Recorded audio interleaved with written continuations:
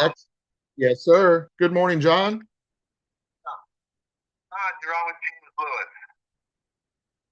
Good morning. Good morning, John. It is a pleasure to have. Good morning.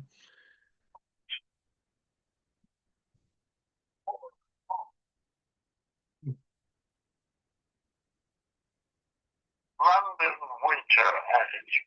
How is it in Cincinnati? Quite lovely. I can't complain. Ah, Yeah. I'm sorry to hear that.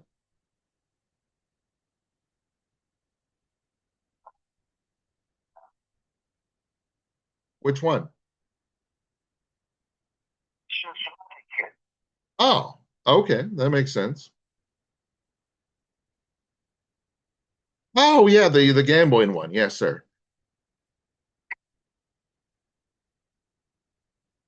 Steve McQueen. I said, well,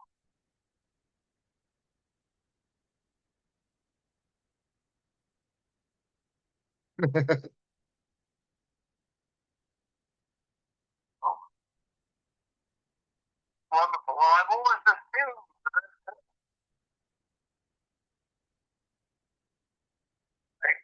what is it like?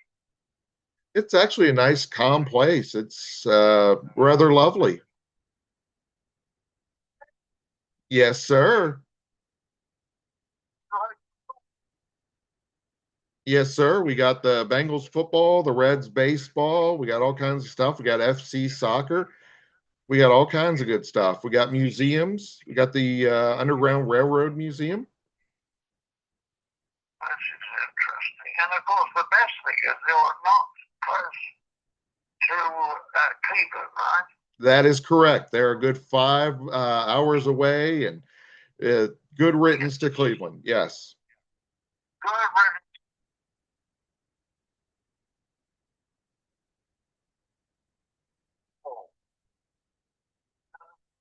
I when I sounded it was not that it was awful, it's very full times around it, but that people actually live there, you no, know? Because the people that live exactly. were in Cincinnati, kid, all I could think of was a piece of sweat running down the side of Steve Creek. Nice. Well, what I want to know is scenes like Basil thrashing his car or the famous goose step are legendary. How much of that was pre-planned in the script and how much of that was improvised or developed during rehearsal? Well, it's interesting because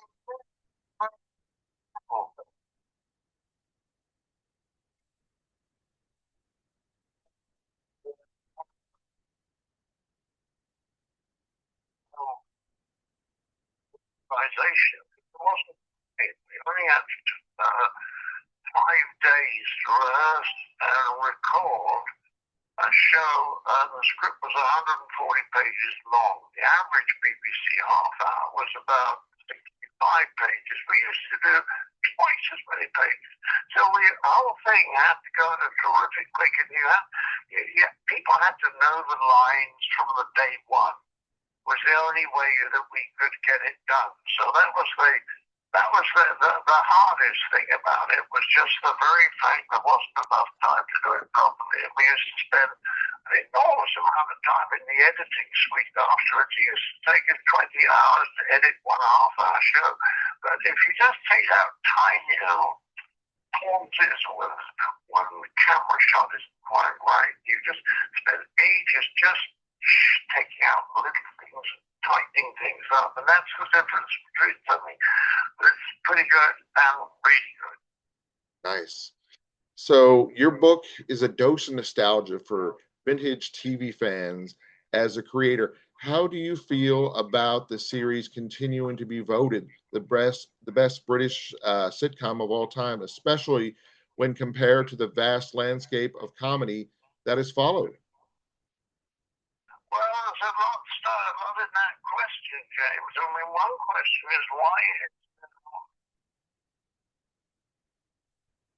know why it is in the case of the BBC, because it's become a bureaucracy. And if you want to make comedy, you don't want to put a bureaucrat in charge, because they start, what they do is they produce everything on time, and it's all very well organized, but it isn't funny. You see what I mean? And it's the important thing is that if you can get people who are actually good at it, and they become the heads of departments because they can actually do comedy themselves, then it's safe. But the BBC turned into a bureaucracy. I think in America, a lot of the problem at the moment is that they have to appease the more extreme woke people. I always say that woke's on a spectrum. On one end, it's about kindness and inclusion and all those sort of things, which I think even someone called Jesus Christ would deal with. That is to say, those ideas have been around quite a long time, and everybody believes in them. Everyone I know.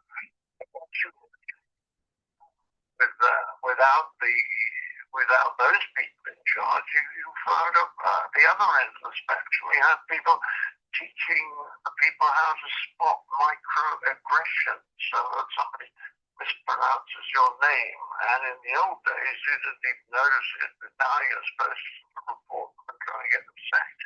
That's just stupid.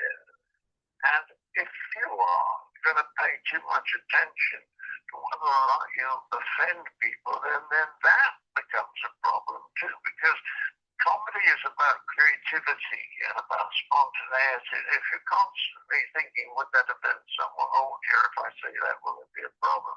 That cuts the creativity off and makes everybody more defensive and more derivative and really repeating old patterns instead of trying new stuff.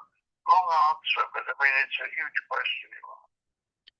Your book is a anniversary celebration. What do you hope your readers were, whether they're the first time watching Fawlty Tower or the 15th time watching Fawlty Tower, will take away from the behind the scenes look at the show? One is that people are grateful might be reminded of the plot, but there's also a sort of didactic stuff, because I thought a lot of young people want to come into comedy, and so there's a lot of teaching in the book about how you construct things and how you hide the endings from the audience so they won't guess it in advance before you get there, and all that, and a lot of sort of discussion about actual comedy and jokes. Because I think, as I say, lots of young people can't find this sort of stuff because, to be perfectly honest, not many people know it. If I'm directing an actor, I may suddenly say to him, look, when you do that line, look away from her. Don't do the line to her face. And then they look away from her and do the line, and it gets a bigger laugh, and nobody quite knows. I want to know that will get a bigger part, and I don't know. It's instinct. And that kind of thing, you can't teach it through general principles, but you can teach it by talking about specific instances of life. You did this way or that way, and you mentioned the thrashing of the car. The first time we shot that, I used a branch that was too rigid, and to my astonishment and everyone else's, it wasn't funny. Then I went off and I got a floppier branch, and then that wasn't funny either. Then I got a branch that wasn't too floppy, wasn't too rigid, and suddenly it was hilarious.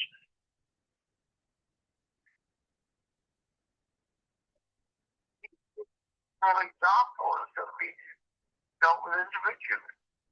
Definitely. Mr. Cleese, it has been such a pleasure. I mean, gosh, this is a once in a lifetime experience getting to interview you, but unfortunately our time has run out. Where on social media, where on the web can we find out more about you and, of course, your book, Fawlty Towers, Faults and All? Well, thank you, Dave. It's been a pleasure talking to you, and remember, stay away from Thank you, sir. That was awesome. That was the comedy legend, co-founder of Monty Python, and brilliant mind behind the greatest British sitcom in history.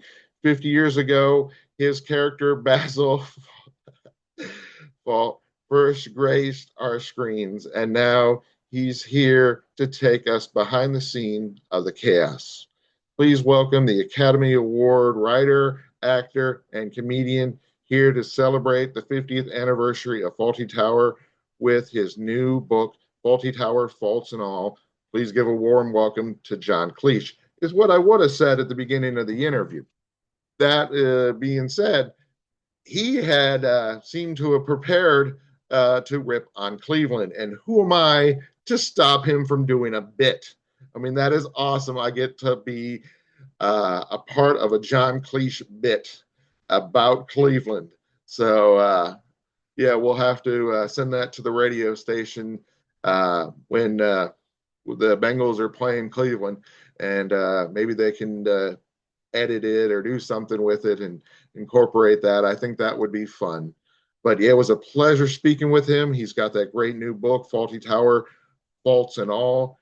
50 years of that show. Of course, everyone knows him from Monty Python, but there are so many other things, A Fish Called Wanda, and so on and so forth, that he has been a part of. It was such an honor to get to speak with him. Thank you all for tuning in and listening.